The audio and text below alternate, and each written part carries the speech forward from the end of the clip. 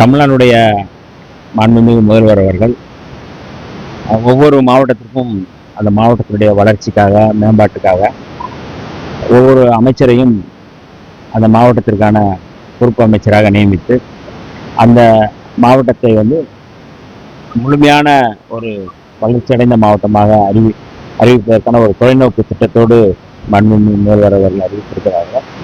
அந்த வகையில் என்னை திண்டிவனம் தொகுதியிலிருந்து வெற்றி பெற்ற என்னை கள்ளக்குறிச்சி மாவட்டத்தினுடைய பொறுப்பு அமைச்சராக அறிவித்திருக்கிறார்கள்.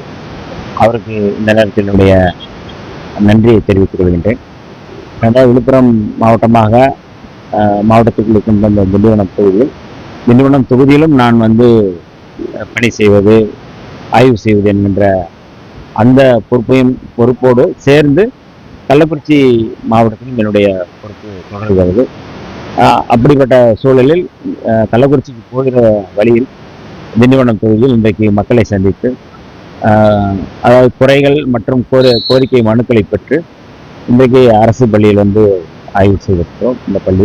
இந்த பள்ளியை பொறுத்தளவு நிறைய கோரிக்கைகளை தலைமை ஆசிரியர் அவர்கள், ஆசிரியர் பெருமக்கள் எல்லோருமே தெரிவித்தார்கள். கூடுதலான கட்டிடங்கள் வேண்டும் என்று சொல்லியிருக்கிறார்கள். அதே போல பிடி பயிற்சி ஆசிரியர், அந்த ஆசிரியர் தேவைப்படுது என்று சொல்கிறார்கள். இப்படி நிறைய கோரிக்கைகள் இருக்குது. மாணவிகளுடைய இது முழுக்க பெண்கள் மேல்நிலை பள்ளி. ஆகவே இந்த பள்ளியில் இன்னும் கூடுதலான வகுப்பறைகள் கட்டுவதற்கான இடங்கள் தேவைப்படுது என்று சொல்லியிருக்கிறார்கள். அது இந்த குறைகள் எல்லாம் கேட்டு மாவட்ட ஆட்சியரிடம் கொடுத்து அதை சரி செய்வதற்கு அந்த கோரிக்கைகளை பூர்த்தி செய்வதற்கான வேலைகளை செய்வதற்கு பொழுது ஆரம்பிக்கும். ஆணவ படுகொலைக்கு தனிச்சட்டம் கொண்டு வரும் சொல்லிட்டு நீங்க பேசியிருக்கீங்க. முதல்வர் நிலைப்பாடு என்ன? இல்லை, இதுதான் எங்களுடைய நிலைப்பாடு. நாங்கள் இன்னைக்கு இந்த கோரிக்கை கேட்கல. தமிழ்நாட்டில் இந்த ஆணவ படுகொலைக்கான அதை தடுத்து நிறுத்துவதற்கு தனிச்சட்டம் வேண்டும் என்று கோரிக்கை வைத்த முதல் இயக்கம் விடுதலை சிறுத்தைகள் இயக்கம். எங்களுடைய தலைவர் எழுச்சி தமிழர் தொல்காப்பியன் திருமாவளவன் அவர்கள். இந்த கௌரவம் அப்படிங்கிறத கூட ஆணவங்கிறத மாற்றணும் எங்கள் தலைவர் தான். தமிழ்நாட்டுடைய திசைவெளி போக்காக ஒரு சொல்லை கூட அதை மாற்றி அதை இன்றைக்கு ஒரு அரசியல்படுத்தப்படக்கூடிய ஒரு சூழலில் இன்றைக்கு நாங்கள் வந்திருக்கிறோம். ஆகவே இந்த ஆணவ படுகொலைகளை தடுத்து நிறுத்துவதற்கு தனிச்சட்டம் வேண்டும் என்று பல ஆண்டுகளாக விடுதலை சிறுத்தைகள், இடதுசாரிகள் எல்லோரும் கோரிக்கை வைத்து போராடி கொண்டிருக்கிற சூழலில் இன்றைக்கு நாங்கள் அமைச்சரவையில் பங்கெடுத்திருக்கின்றோம். இந்த அமைச்சரவையிலும் நான் முதலில் அசம்பிளியில் பேசும் பொழுது இந்த ஆணவ படுகொலைகளை தடுத்து நிறுத்துவதற்கு தனிச்சட்டம் வேண்டும். மாண்புமிகு முன்னாள் நீதியரசர் KN பாட்ஷா அவர்களுடைய தலைமையில் ஒரு ஆணையம் போடப்பட்டது. அது அறிக்கை இருக்கின்றது. அந்த அறிக்கையின் அடிப்படையில் அதை ஏற்றுக்கொண்டு உடனடியாக இந்த சட்டத்தை கொண்டு வர வேண்டும் என்று நான் அசம்பிளியில் கேட்டிருந்தோம். மரியாதைக்குரிய மாண்புமிகு முதல்வர் அவர்களும் நான் பேசி முடித்தவுடனே மாண்புமிகு முதல்வர் அவர்கள் அந்த பதில் உரையில் கடந்த காலங்களில் திமுக அரசு கொண்டு வந்த திட்டங்கள் தொடரும் என்று தான் அறிவித்திருந்தார்கள். ஆகவே அந்த அறிவிக்கையில் இதுவும் உண்டு. இது இல்லாமல் அப்படிங்கிறது இல்லை, எல்லாமே அதில் சேர்ந்து வருது. ஆகவே இந்த தொடரிலே நான் அதை குறித்து வலியுறுத்துவேன், பேசுவேன். கட்டாயம் இதை கொண்டு வருவதற்கு முழு முயற்சி செய்வேன். அதே மாதிரி தமிழக வெற்றிகரன் ஆட்சி 1 மாசம் முடிஞ்சிச்சுன்னா இது வரையுமே சட்டம் ஒழுங்கு சரியில்லைன்னு சொல்லிட்டு தொடர்பு கொலைகள் போன்ற பாலியல் குற்றச்சாட்டு நடந்திருக்கு. எப்பவுமே தலைவர் திருமாவளவன் சரி, நீங்களும் சரி, விடுதலை சிறுத்தைகள் எப்பவுமே அதுக்கு வாய்ஸ் கொடுத்தாங்க. இப்ப நீங்க கூட்டணி இருக்கிறதுனால தெரியாம அதை பத்தி சொல்லுன்ற மாதிரி புகார்கள் வச்சு இல்லை, அதாவது சட்டம் ஒழுங்கு பிரச்சனையா இருக்கட்டும், இல்லை பெண்கள் பாதுகாப்பாக இருக்கட்டும், இல்லை சாதி தொடர்பான படுகொலைகளாக இருக்கட்டும், எல்லாவற்றிலும் களத்தில் நிற்கின்றோம். தென் மாவட்டங்களில் ஆலங்குளம் பகுதியில் இந்த மாதிரி உள்ள தாக்குதல் நடக்குது. உடனே நாங்கள் போய் கைது செய்து அவர்களை சிறைப்படுத்தியிருக்கிறோம். ஸ்பாட்டுக்கு உடனடியாக போகிற ஒரு அமைச்சராக நாங்கள் இருக்கிறோம். உடனே அதை நீங்கள் கடந்த காலங்களில் பேசுறதில்லை, செயல். நாங்கள் சொல்லுக்கு முன் செயல் அப்படிங்கிற இடத்துக்கு நாங்கள் இன்றைக்கி வந்திருக்கிறோம். ஒரு கோரிக்கைகளை சொல்கிறதுக்காக நாங்கள் இல்லை, இன்றைக்கி நாங்கள் அதை முழுமையாக செய்கிற இடத்துல நாங்கள் இருக்கிறோம். இப்போ மாண்புமிகு முதல்வர் அவர்கள் இந்த சிங்கப்பெண் சிறப்பு அதிரடிப்படை ஒவ்வொன்றாக இப்பொழுது செய்ய ஆரம்பிச்சிருக்கிறாங்க. அது ஒரு நம்பிக்கை. அது பெண்கள் மீது தாக்குதல் நடத்தக்கூடிய மிக மோசமான பெண்கள் யூடிசிங் மாதிரியான இதை தடுத்து நிறுத்துவதற்கு இது ஒரு ஒரு முக்கியமான ஒரு நம்பிக்கையை உருவாக்கக்கூடிய, பெண்கள் மத்தியில் ஒரு உத்வேகத்தை உருவாக்கக்கூடிய ஒரு திட்டமாக பார்க்குறோம். அப்போ ஒவ்வொன்றாக நாங்கள் வந்து அதை வந்து முன்னெடுக்கக்கூடிய செயல் திட்டங்களை நம்ம வந்து வரவேற்கக்கூடியது தான் இருக்குது. நம்ம தமிழ்நாட்டில் வந்து இன்னைக்கு வந்து வெறுப்பு அரசியலை விதைப்பவர்கள் யாருன்னு தெரியும். ஒரு ஒரு ஒரு இனத்தின் மீது, ஒரு சமூகத்தின் மீது, ஒரு மதத்தின் மீது தமிழ்நாட்டில் தொடர்ந்து வெறுப்பு அரசியலை விதைச்சிட்டு இருக்கிறாங்க. இன்னைக்கு சனாதன கும்பல் அந்த வேலையை செய்கிறாங்க. அதுலேருந்து தான் இந்த மாதிரியான சட்டம் ஒழுங்கு பிரச்சனையை நம்ம வந்து பார்க்க வேண்டியது இருக்கு.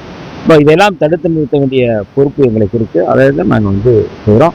அதனால இது வந்து மிகைப்படுத்தி சொல்ற இதெல்லாம் வந்து நம்ம வந்து பொருட்படுத்தக்கூடாது அப்படிங்கிறத என்னுடைய திமுக கூட்டணி கம்யூனிஸ்ட் வெளியேறுவதை நிக்கல் வீரபாண்டி அறிவிச்சிருந்தாரு. இந்த நிலைப்பாடு எப்படி இருக்கு?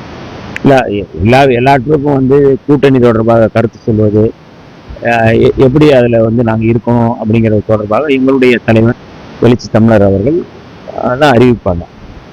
அந்த அறிவிப்பு என்ன அப்படிங்கிறது வந்து கட்டாயம் உங்களுக்கு தலைவர் அவர்கள் சொல்லுவாங்க. அதனால் அதுவரை நம்ம வந்து காத்திருக்கோம். இல்லை, நீங்கள் நிதி ஆயோக் கூட்டத்தில் கலந்து கொண்டு மாண்புமிகு முதல்வர் அவர்கள் பேசும்பொழுது பல்வேறு கருத்துக்களை சொல்லியிருக்கிறாங்க. மாநில உரிமை சம்மந்தப்பட்ட கருத்துக்களை வந்து சொல்லியிருக்கிறாங்க. அது மட்டும் இல்லை, தமிழ்நாட்டுக்கு தேவையான பிஎம்சி குழு வந்து இணைச்சாதான் நாங்கள் வந்து இதை அனுப்புவோம், கொண்டு அனுப்புவோம் அப்படிங்கிறத. அப்படி வந்து எந்த நிபந்தனையும் விதிக்கக்கூடாது, மும்மொழி கொள்கை கூடாது, தமிழ்நாட்டுக்கு இருமொழி கொள்கை தான் வேண்டும் என்று மாண்புமிகு முதல்வர் அவர்கள் தில்லியில் இது குறித்து வலியுறுத்தி இருக்கிறாரு. நீங்கள் 3284 கோடி ரூபா வந்து நீங்கள் வந்து உடனடியாக வந்து சமக்ரா சிக்ஷா திட்டத்தின் மூலம் எஸ்எஸ்ஏ என்று சொல்லக்கூடிய அந்த திட்டத்தின் வந்து உடனடியாக நீங்கள் வந்து இந்த ஒருங்கிணைந்த கல்வி திட்டத்தின் மூலமாக வந்து கொடுக்கணும் அப்படின்னு வலியுறுத்தி இருக்கிறாரு. எந்த சூழலையும் வந்து மாநில உரிமையை விட்டு கொடுக்கக்கூடிய அரசு நம்முடைய அரசு அல்ல என்பதை அங்கேயே வந்து தெளிவுபடுத்தியிருக்கிறார். அது மட்டுமல்ல, திருக்குறளை வந்து தேசிய நூலாக அறிவிக்கணும். ஏன்னா இன்னைக்கு வந்து ஏன் திருக்குறளை தேசிய நூலாக அறிவிக்கணும் அப்படிங்கிற அது ஒரு தொலைநோக்கு பார்வையாக மாண்புமிகு முதல்வர் அவர்கள் சொல்லியிருக்கிறாங்க. இன்றைக்கு வந்து வள்ளுவருக்கு காவி சாயம் பூசுவது, திருக்குறளையே காவி அடையாளத்தோடு கொண்டு செல்லக்கூடிய சனாதன கும்பல் வந்து இன்னைக்கு வந்து அதை வந்து வேற வடிவத்தில் கொண்டு போயிருக்காங்க. ஏன் நம்முடைய மரியாதைக்குரிய ஆளுநர் அவர்கள் கூட அவருக்கு காவி சாயம் பூசி அவருக்கு வந்து ஒரு முத்திரை குத்த முயற்சி பண்றாங்க. இதெல்லாம் தடுத்து நிறுத்துவதற்கு, இதையெல்லாம் வந்து நிறுத்துவதற்கு தான் வந்து மாண்புமிகு முதல்வர் அவர்கள் டெல்லியிலே பேசுறாரு. டெல்லியிலே வந்து இது குறித்து வந்து பேசும்பொழுது தெளிவாக சொல்றாரு, அது ஒரு தேசிய நூலாக இருக்கணும், மதச்சார்பற்ற நூல் அப்படிங்கிறத வந்து அதில் வந்து தெளிவுபடுத்துறாரு. அது மட்டுமல்ல, இன்னும் கூடுதலாக வந்து அங்கே பேசும்பொழுது மாநில மத்திய அதுக்கான உறவு குறித்து பேசுவதற்கு வந்து அவர் வந்து தொடர்ந்து சொல்றாரு. மாநிலத்துக்கும் ஒன்றியத்துக்குமான அந்த உறவு, ஒன்றியத்தோடு இணைந்து மாநில வளர்ச்சியை பேசுவது அப்படிங்கிறது வந்து சொல்றாரு. இதுதான் கடந்த காலங்களில் மாண்புமிகு முன்னாள் முதல்வர் முத்துவேல் கருணாநிதி ஸ்டாலின் அவர்களுடைய தலைமையில், ஜோசப் குரியன் தலைமையில், அவருடைய தலைமையில் வந்து ஒரு ஆணையம் போட்டு அந்த ஆணையத்தின் மூலமாக மாநில அரசுக்கும் ஒன்றிய அரசுக்குமான உறவு குறித்து வந்து அறிக்கை கூட கடந்த பிப்ரவரியிலே கொடுத்துருக்குறாங்க. இப்போ அந்த முழுமையான அறிக்கையை பெற்றுக்கொண்டு மேலும் வந்து மாநிலத்துக்கும் ஒன்றியத்துக்குமான அந்த உறவை எப்படி வந்து பேணி காப்பது, எப்படி மாநில உரிமைகளை பாதுகாப்பது, எப்படி மாநிலம்ங்கிறது வந்து ஒரு தேசிய இனத்தினுடைய அடையாளம் தான், அந்த அடையாளத்தை எப்படி பாதுகாப்பது என்கின்ற வகையில் வந்து நிதி ஆயோக் கூட்டத்தில் மாண்புமிகு முதல்வர் அவர்கள் முன்வைத்திருக்கிறாங்க. கட்டாயம் இது வந்து மாநில உரிமையை, தேசிய இனத்தினுடைய அடையாளத்தை பேணி காக்கக்கூடிய, அதை வென்றெடுக்கக்கூடிய ஒரு முயற்சியாக நாங்கள் பார்க்குறோம். அதை வரவேற்கக்கூடிய மாண்புமிகு முதல்வர் அவர்களுக்கு எங்களுடைய வாழ்த்துக்களையும் பாராட்டுகளையும் தெரிவித்துக்கிறோம். தமிழ்நாட்டில் பார்த்தா குறிப்பாக தென்காமியத்தில் பார்த்தீங்கன்னா சாதிய பிரிவுகளை குறிக்கிற மாதிரி பள்ளி மாணவர்கள் வந்து பயிர் பெற்று பேண்ட் அணிக்கிறோம், கலாச்சார இது சம்பந்தமாக சமூக நீதித்துறை சாதிய பிரிவுகள். ஏற்கனவே வந்து நான் ஆலங்குளம் அந்த இஷ்யூவில் நேரடியாக போய் அங்கே பாதிக்கப்பட்ட காயமடைந்த அந்த தம்பிகளை போய் சந்தித்து அவர்களுக்கு வந்து அரசு சார்பை எஸ்சி/எஸ்டி வழக்கின் கீழே வந்து நம்ம வந்து நிதி கொடுத்து வந்தோம். அப்போதே சொன்னதுதான், முன்னாள் நீதியரசர் சந்துரு அவர்களுடைய அறிக்கை, அந்த பரிந்துரையை வந்து நம்ம நடைமுறைப்படுத்தணும். பள்ளிகளில் வந்து சாதி கயிறு கட்டக்கூடாது, சாதி அடையாளத்தோடு இருக்கக்கூடிய கயிறு கட்டக்கூடாது.